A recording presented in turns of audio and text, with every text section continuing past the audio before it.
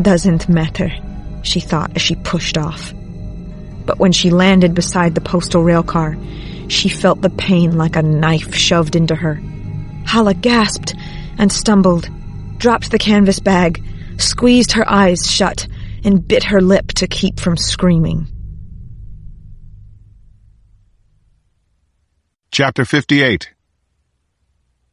We ran to the men's restroom where I was sure Hala had gone in disguise. Halfway there, Mahoney heard something in his earbud and slowed to a stop, holding up his hand to me and Bobby Sparks. "She made a call about 11 minutes ago," he said, looking up at a clock on the station wall. It was 6:36, which put the call at 6:25. Bobby Sparks grumbled. "It took us 11 minutes to—" "I can't control the National Security Agency," Mahoney snapped, cutting him off. In the call, an unidentified female said in Arabic, "Why?" Unsub male replied in Arabic, 4 and 0. End of conversation. "We have a rough idea of unsub male's location, not far from where Suitland Parkway meets the Anacostia Freeway." "He could be coming toward us," I said, looking at the clock. "Possibly," Mahoney agreed, and he started to move again. 4 and 0, I said. "What did the unsub male say the first time?" 1, 4, and 0, Bobby Sparks replied. "How long ago was that?" "Just after she entered the station," Mahoney said. "It was at 5:25. "So they dropped the 1, and an hour has passed," I said. Both FBI agents slowed. "Again?" Bobby Sparks said. "An hour and 40 from 5:25 is 7:05, I said.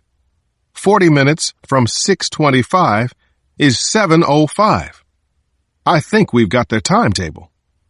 Mahoney paled, "Which means we've got less than 29 minutes to find her." Chapter 59.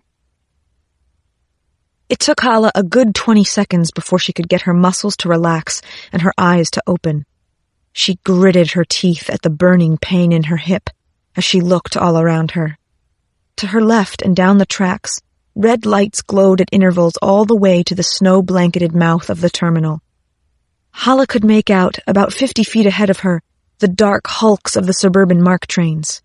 She smelled diesel exhaust and heard the rumble of the Acella's engines warming and the chatter of the last few grateful travelers boarding the train bound for New York City. Hala got out her phone and checked the time. 6:47 p.m. She had 18 minutes to get into position and get ready. Limping toward the far end of the dark commuter train, she heard the Acella's wheels begin to squeal across the tracks, pushing north. She stood in the darkest shadows, feeling the effects of the painkillers start to seep through her as she ripped open the first of the Christmas presents and watched the train leave the terminal. Weary travelers were visible in the lit windows. Hala wondered if these train passengers would look back on this day and feel the way people who'd been late to work at the World Trade Center on 9/11 did, confused and haunted by the random circumstances that had led to their survival. Chapter 60. Seeing that the grate above the stall in the men's restroom had no screws holding it to the wall, I stepped up on the toilet and yanked at it. It was exactly 6:57. It had taken us that long to clear the restroom and search it. The grate didn't budge. I used Mahoney's flashlight and shone it through the slats before looking back at him, Bobby Sparks, and Captain Johnson. "Where do these ducts go?" I asked Johnson. The Amtrak cop squinted at me in disbelief. "You think she got in there?" "I don't know how else to explain that the grate's been wired shut from inside. So where do they go?" Johnson looked confused. "I don't know. And I don't think there's anyone from maintenance who can tell us until—" "Wait, why don't you know this?" Bobby Sparks asked incredulously. "We control the gate areas and the tracks," the Amtrak cop retorted hotly.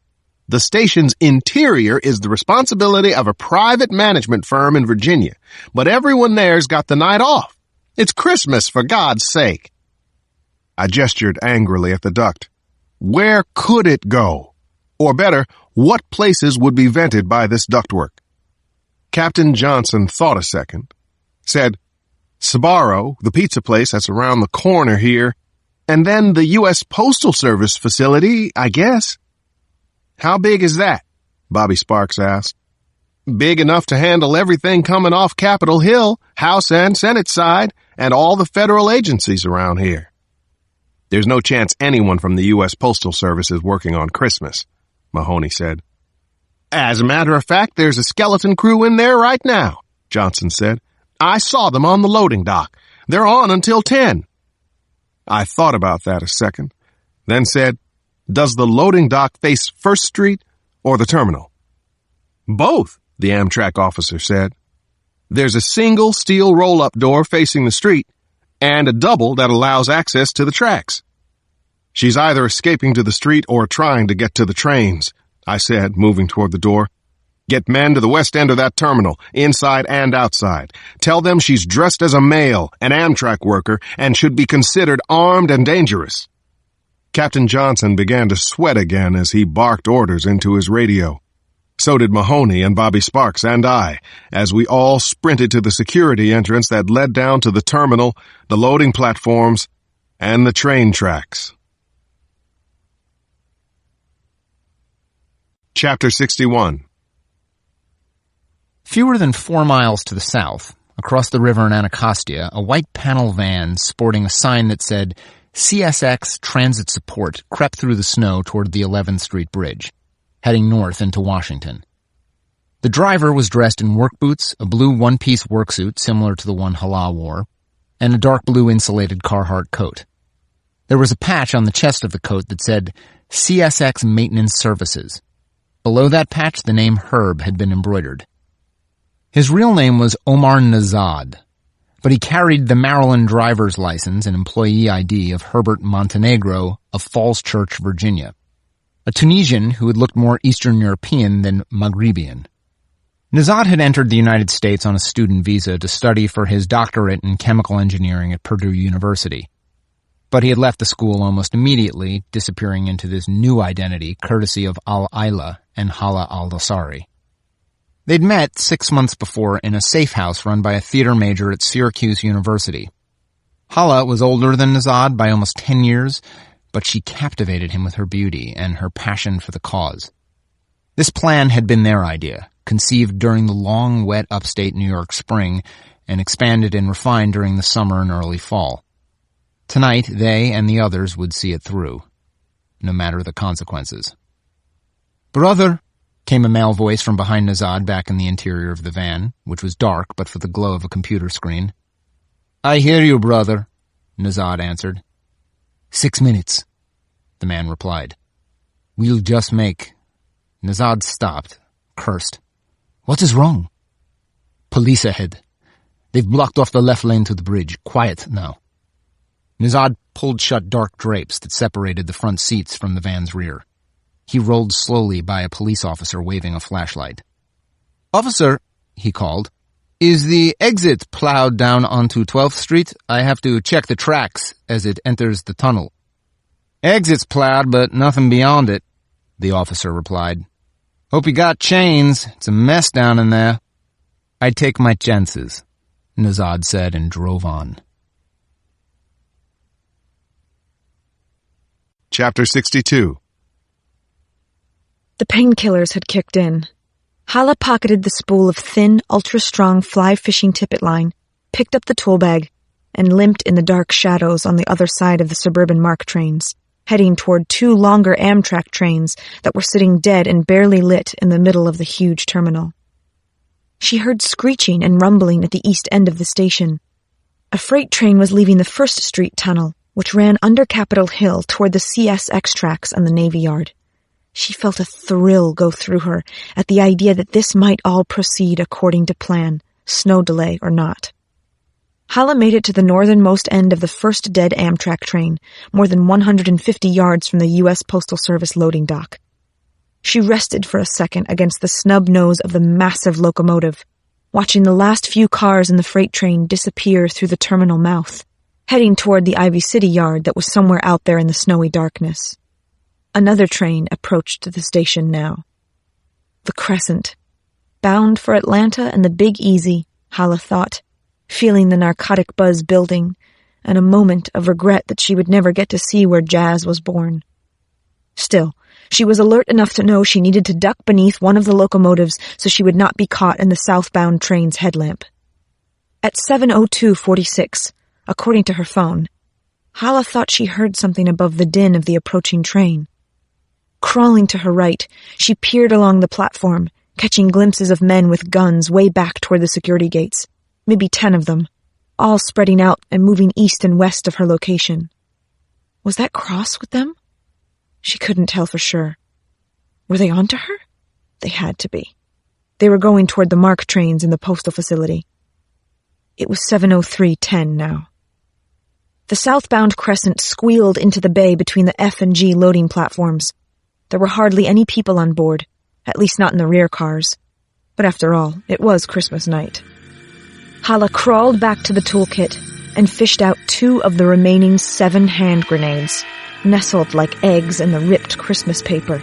She held them, looked up at the giant steel roof supports high overhead, and prayed that the infidels would not set off one of her booby traps before it was time. Chapter 63. We reached the U.S. Postal Service loading dock with just over a minute to spare. Bobby Sparks took one look at the 3 dead bodies and signaled his men that they should spread out again, move north and east through the terminal, and get to hunting. Captain Johnson, rattled by the sight of the bodies, called over his radio to tell his men to guard the rear platform while the FBI team went to work. Mahoney and I climbed up on the loading dock.